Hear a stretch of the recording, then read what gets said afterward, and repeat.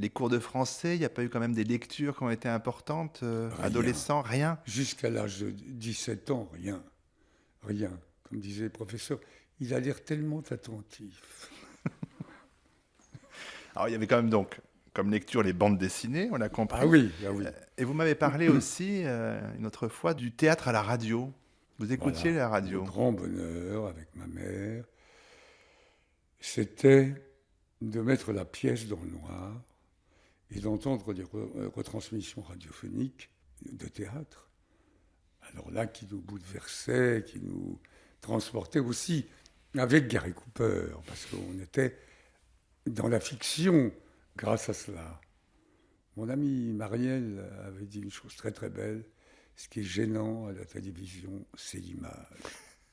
Et avouez que c'est assez bien dit. On est quand même avant la télévision. Jean Rochefort, avec l'imaginaire, il se développe autrement quand on entend effectivement aussi le travail des bruiteurs, les pas comme ça d'un comédien à la radio, il résonne autrement que si on voit quelqu'un marcher sur un écran, tout Et simplement. notre participation, parce Bien que sûr. nous inventions Venise. C'était magnifique. L'actrice marchait sur un pavé et arrête de marcher dans les rues de Venise, on était à Venise. Hein, c'était merveilleux. Hein, on ne nous imposait rien, on nous proposait. Puis après, nous avons eu la télévision. Mais peut-être j'avance trop vite. Je ne sais pas, c'est vous Parce qui que la déroulez le film. télévision, nous en avons rêvé extraordinairement. J'ai quoi là? J'ai 23 ans ou 24 ans. Je suis dans la même loge que Brel, Jacques Brel. Je tiens à raconter cette histoire parce que je veux la transmettre. Il est mort, donc on peut. Ah bon? Oui, oui, pas incinéré. Et alors, il chante tous les soirs 2 chansons aux Trois Baudets, cabaret où nous étions à l'époque. Un nuage de fumée dans notre loge qui était minuscule, on fumait tous les deux énormément. Et puis un jour, je lui dis, mais je ne comprends pas, les gens sont toujours en train de te demander et de t'applaudir, et toi tu es assis dans la loge. Il faudrait peut-être que tu écrives autre chose. Et il me répond, moi, ça ne m'intéresse pas. Je vais être reporter à la télévision. Nous pensions à l'époque que la télévision allait changer le monde, qu'il n'y aurait plus de guerre, plus d'agression, que tous les peuples se connaissant n'auraient plus l'un vis-à-vis de l'autre ce rejet de l'étranger. Moi, je ne regrettais qu'une chose. Je disais à Jacques, mais alors, il n'y aura plus d'accents provinciaux. Ça me dérangeait beaucoup.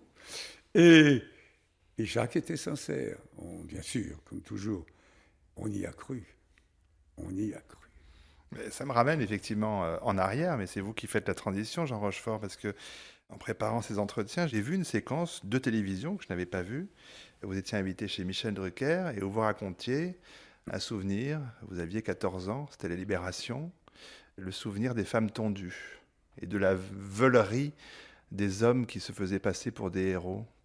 Marqué à vie. Marqué à vie. L'horreur de ces gens qui se vengeaient sur les femmes et sur les faibles, avec une violence absolument atroce. Et en général, c'était ceux qui avaient besoin de devenir héros en 48 heures. Donc, lapider des jeunes femmes de 16 ans et les tuer à coups de cailloux et d'uriner ensuite sur leurs cadavres. Porter un nourrisson par la jambe, comme un poulet, montrer à la foule qui hurle derrière la mère est nue, enchaînée et couverte de crachats. J'ai 15 ans, c'est trop tôt. Et maintenant, ça serait trop tard. Alors je me suis fait une idée de l'espèce à laquelle j'appartenais, terrifiante. Moi-même, parce que je ne veux pas passer pour un héros, je détestais un de mes camarades, c'était à Vichy, parce qu'il avait un stylo magnifique. Et en plus, il avait été opéré d'une mastoïdite qui lui donnait une cicatrice derrière l'oreille qui me répugnait un peu. Et j'entendais toujours sale juif, sale juif, sale juif. Alors un jour, je lui ai dit sale juif. Et sa mère, le lendemain, était à la sortie de la classe. Et dans la rue, m'a giflé. Donc ça m'a réconcilié avec le genre humain petit à petit. Je me suis dit, il y a quand même des gens qui savent vivre. Mais enfin, je n'ai pas grande estime pour nous. Et comme je me suis passionné après pour les autres espèces, vite et rapidement, je me suis aperçu que d'autres espèces avaient des codes beaucoup plus rigoureux du respect de l'autre que nous. Je ne verrai jamais un bison chassant d'un autre mâle son territoire. Il y a affrontement, une grande violence, front contre front. Et le bison qui, au bout d'un moment, se sent le plus faible, s'enfuit. Le vainqueur ne le poursuit jamais pour l'achever. C'est notre privilège, si j'ose dire, c'est ça. C'est quand même une grande différence par rapport au vivant, à la vie. Notre cortex nous emmerde. Il peut avoir bon usage. Hein. Oui. Mais alors, si je reprends encore un fil, tout à l'heure vous disiez, jusqu'à 17 ans, en gros, rien ne vous intéressait à l'école, rien ne vous parlait. Qu'est-ce qui fait qu'à un moment donné, alors quoi, à 18 ans, je crois, vous allez voir votre père en disant « Papa, je veux faire du théâtre ». Qu'est-ce qui s'est passé? C'est très dur de dire, en 1948 ou 1947, en province, à son père, ce genre de choses, contrairement à maintenant, où il y a des enfants qui veulent faire Polytechnique, et on leur dit non, tu feras le cours machin, tu sois acteur. Oh papa, non, je voudrais être polytechnicien. Pas question. Je veux te voir sur les journaux People. Mais je plaisante à peine. Ouais, je plaisante à peine. L'image, l'image, le désir d'être sur l'image est phénoménal. Tandis que 48 en province, papa, tu feras une école de comptabilité. J'ai un ami, rue de Richelieu, au numéro 78. Tu prends le train, tu t'inscris dans cette école de comptabilité. Je prends le train, paniqué, tétanisé, et j'atteste ici que j'ai cherché le 78 entre le 77 et le 79 et que je ne l'ai pas trouvé. Je suis rentré à Nantes et mon père a dit « décidément ». Alors je lui ai dit, pas en enchaînant, mais 3-4 jours après, je lui ai dit « non, écoute, voilà, je voudrais aller à Paris, je voudrais être comédien ». Mon père mangeait une entrecôte haricots verts. Il a continué son entrecôte haricots verts. C'était en plein pendant la guerre froide américano-russe. Je crois que ça a duré le temps près de 2 minutes. Et il m'a dit, la guerre arrangera tout. Et je lui en ai voulu énormément. Mais maintenant, non. Je crois qu'il était tellement écrasé par cette révélation qu'il a réellement souhaité un conflit mondial plutôt que de se trouver devant ce cas de figure. Et ça prouvait l'intérêt qu'il me portait quand même. Il a été absolument anéanti. Comme les temps ont changé, ça doit sembler invraisemblable maintenant. Mais c'était comme ça, on accueillait ce genre de révélation. Nous étions encore, avant les années 50 ou 55, nous avions cette réputation de Romanichel, avec une homosexualité possible qui terrorisait les familles. De la drogue circulait? Ah non, non, ça on ne savait pas encore. La drogue était ignorée. Présente mais ignorée. Oui. Présente, moins présente, ouais. Mais ignorée. Non, la drogue, alors, ça aurait été l'anéantissement total. Par contre, on nous encourageait à fumer à l'époque. Un garçon de 18 ans ou 19 ans qui ne fumait pas, on se posait des questions. C'est fou. Hein. Vous aviez un plan d'attaque pour conquérir Paris, Jean Rochefort? Mon plan d'attaque, c'est d'avoir le courage de monter dans le train. Ce qui, chez moi, était vraiment une performance, parce que je n'étais pas un bâton. Et d'arriver à Paris, une petite gare Montparnasse, minuscule, délicieuse, entouré de marchands de galettes bretonnes, ce qui me sécurisait, puisque mes origines sont là. Et nous étions plusieurs à commencer ces migrations province, Paris, pour accéder à nos rêves d'adolescents. Alors, les amitiés se sont vite faites. Un ami peintre, breton aussi. Nous avons partagé une salle de classe qu'on trouvait, alors là aussi, comme les temps ont changé, j'habitais avenue des Ternes au 78, c'est quand même central.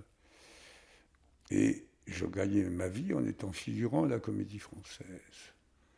Nous avions une grande salle de classe, désaffectée, une salle de bain et des lieux confortables.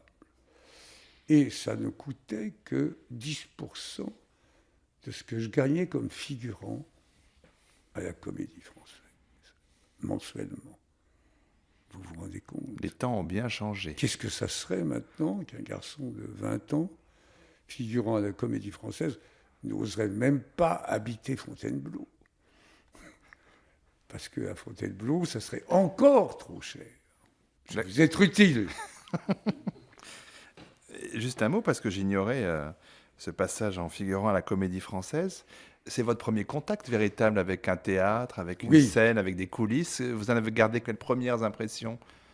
Le rêve continuait? Le rêve continuait avec des déceptions un peu fortes. Un acteur est en train de jouer Don Juan. Je suis en coulisses à côté de lui, prêt à rentrer. Il se retourne vers le chef de plateau. Il lui dit « On fait combien ce soir ?» Le chef de plateau lui dit « Maître, nous faisons 28 000 francs. »« Oh, merde !»« Anna !» J'étais broyé. J'étais au bord des larmes. Tous mes rêves s'écroulaient. Une autre fois, Jean Yonel, sociétaire de la Comédie Française, veut jouer Édipe. Il en rêve depuis des 20 ans. Il le joue, un accueil effroyable de la presse. Et nous sommes, Claude Rich et moi, nous faisons partie du chœur. Nous sommes en petite jupette derrière des rochers en carton. Il arrive sur un rocher très haut en tenant sa petite Antigone.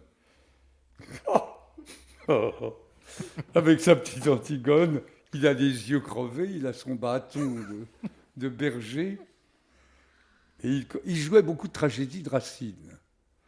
Il avait été très déçu par la presse. Et il commence. Nous avons voulu mourir, Claude Rich et moi, parce qu'il fallait qu'on garde notre sérieux. Je rayonnais dans Rome, mer d'Antibes. Comment voulez-vous résister?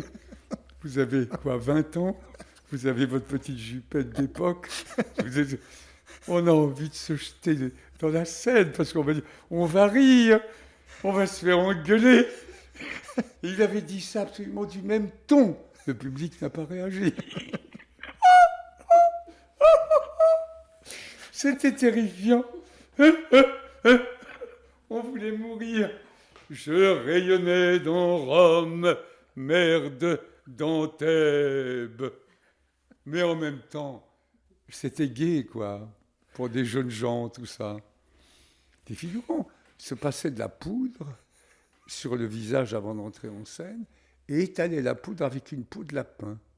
Ça sentait très fort, souvent, parce qu'avec le poil, le peau de lapin, ils pouvaient étendre la poudre sur leur visage. Un autre monde, une autre planète, hein.